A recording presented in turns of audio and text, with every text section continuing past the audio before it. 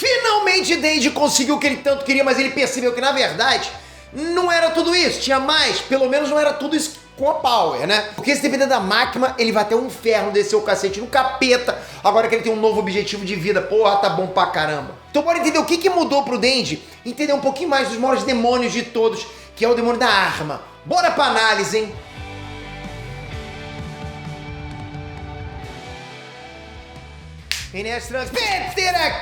Peter aqui de step, né? Entrando de reserva, porque quem era pra apresentar esse vídeo aqui ficou dodói, fazer o quê? Que é isso? Vocês estão assistindo Chainsaw Man? Vocês estão assistindo? Galera, eu tô falando a verdade, vocês estão dando mole. Vocês sabem pra vocês, quando eu tô trazendo análise aqui no canal direto, na verdade não sou eu, é o Breno que tá trazendo, né? Mas agora, como eu falei, ele tá dodói mesmo, tá aqui no quadro dodói. Quando eu trago pra vocês análise no canal, é porque a parada tá boa pra caramba. Que nem foi com vários animes que a gente começou aqui. E Chainsaw Man tá maneiro.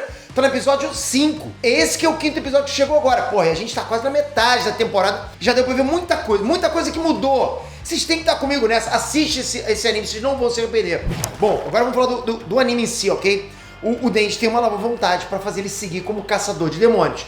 Por quê? Porque a gente começa o episódio com o Denji já brincando de amassar a massa com os peitos da Power e finalmente, depois de tanto esforço, ele conseguiu o que ele queria, né? Porque depois de ser traído, esquartejado, quase morreu, depois quase morreu de novo, pô, finalmente o cara conseguiu fazer aquilo que ele queria, ele dar uma palpada. Muito feio isso, hein, rapaz? Mas eu vou falar, esses japas, eles são taradões, não são?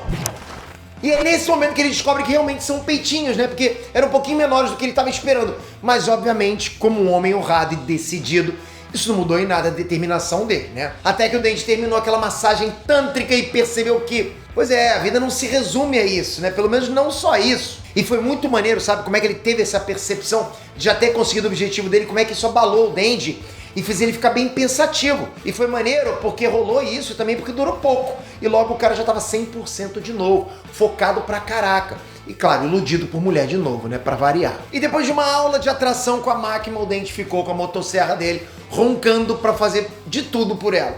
Então a próxima tarefa e o próximo chefão que o Denji vai ter que descer o cacete é o demônio da arma. Galera, é um demônio que surgiu depois que o mundo todo tinha cada vez mais medo das armas de fogo, que corriam muito pela sociedade por causa dos ataques dos demônios. Só que isso acabou aumentando muito o número de armas da sociedade. E, logicamente, com mais armas da sociedade, mais crimes, mais armas nas mãos erradas e mais gente morrendo. Então esse medo da arma cresceu muito, né? E a cereja da bosta mesmo foi quando os Estados Unidos sofreram um ataque terrorista, que é claramente até uma alusão ao 11 de setembro. Um ataque que o mundo todo viu as consequências pela TV e fez o demônio da arma aparecer pela primeira vez. O que é mais bizarro ainda é que a gente vê nesse flashback do hack que o ataque terrorista nos Estados Unidos estava sendo noticiado naquela hora e 5 minutos depois, mais de 1.200.000 pessoas tinham morrido no mundo todo, incluindo a família do Aki, lá no Japão. E galera, esse que é um dos motivos dele ser tão determinado, ter tanto ódio assim dos demônios. Lógico, né? Óbvio. Então você imagina um cara que sofreu isso, vê o Denji e a Power de gracinha lá e ser obrigado a conviver com eles. Então agora o grande objetivo da galera é ir atrás do demônio da arma e descer a madeira nele, pô, acabar com esse demônio. Só que um dos vários problemas é achar esse cara, porque ele é muito rápido.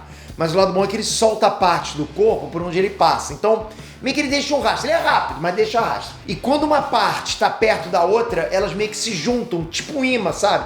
E aí com isso dá pra ter uma ideia de onde procurar. Ou seja, as pistas ainda favorecem, porque elas vão se juntando. Só que eles precisam juntar mais partes para que o pedaço do demônio da arma seja grande o suficiente para ser atraído, e aí com isso, logicamente, tem outro problemão. Quando algum demônio come essa parte que soltou do demônio da arma, ele fica ainda mais forte, né? Pô, fica forte pra caramba. Comeu um pedacinho do demônio da arma, fica mais forte. Então não só achar esse cara já é um problema, sabe? A trajetória de você encontrar esse cara já é um problema, que é complicado achar esse cara, como também é um problema, ele deixa tudo mais perigoso. Só o fato dele existir já deixa tudo mais perigoso, com o rastro que ele vai deixando, entende? Inclusive, eu achei bem maneiro quando fizeram uma equipe de várias pessoas pra isso, porque foi quando finalmente a gente viu o time todo junto. O time do Aki com a Power, né? E o Denji junto com o time do He-Man, que é outro casca grossa. E outra parte engraçada, tem uma curiosidade, ok? É ver que, pô, tipo, num segundo a gente tá num flashback que critica o excesso de armas na sociedade, com uma crítica à liberação de armas, à guerra também, e ao terror que elas causam. E 5 segundos depois, todo mundo já tá falando sobre pegar alguém e parecer que tudo em Chainsaw Man só funciona se a recompensa for alguma safadeza, né? Ou seja, porra, é uma onda de crítica social com emoções diferentes. Realmente a filosofia do Dendy é a filosofia do filósofo Piton. Conhece Piton? Não é o Peton não, é o Piton. Essa foi só para quem já ouviu as sábias palavras desse mestre. Você conhece aquele que falou assim, ser ou não ser? Não, esse não, tô brincando. Bom, e depois da gente ver um pouquinho do poder da Rimeno, a gente também viu duas coisas interessantes.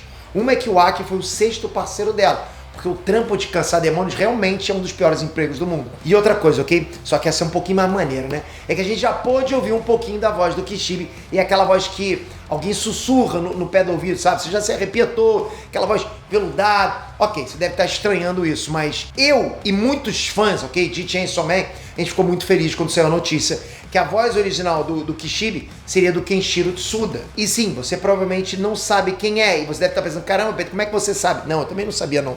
Eu pesquisei, né? Mas enfim, mas você já deve ter ouvido ele como Nanami do Jujutsu Kaisen, o Overhaul de Boku no Hero, até como o Jigen, o vilão mais casca grossa de Boruto. Sério, galera, não teria voz que combinaria mais com Kishibe do que essa.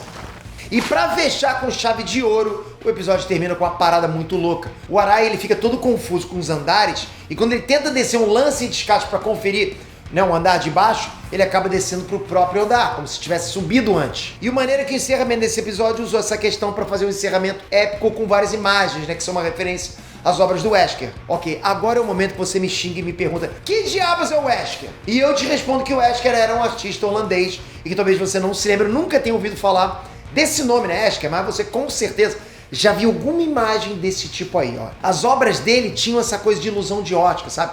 Vários filmes, várias séries famosas trabalharam com esse negócio de escadaria infinita, ilusões desse tipo. Sabe aquela escada que você olha, parece que não tem fim nunca, sabe? Desde o Round 6, o Inception, do Christopher Nolan, e obviamente Doutor Estranho, né? Você viu essa coisa de escadas que, né, sobe pra todos os lugares, sobe, desce, vai pro lado? Isso é maneiro. Por enquanto é só um detalhe, mas que, de novo, só faz Chainsaw Man ser uma obra ainda mais maneira. E outro detalhe no encerramento é o quadro de todo mundo sanguentado e só o quadro do Dendy sendo segurado pela máquina, que ficou intacto. O que vocês acham que quer dizer isso? Me fala aqui nos comentários. Comentem!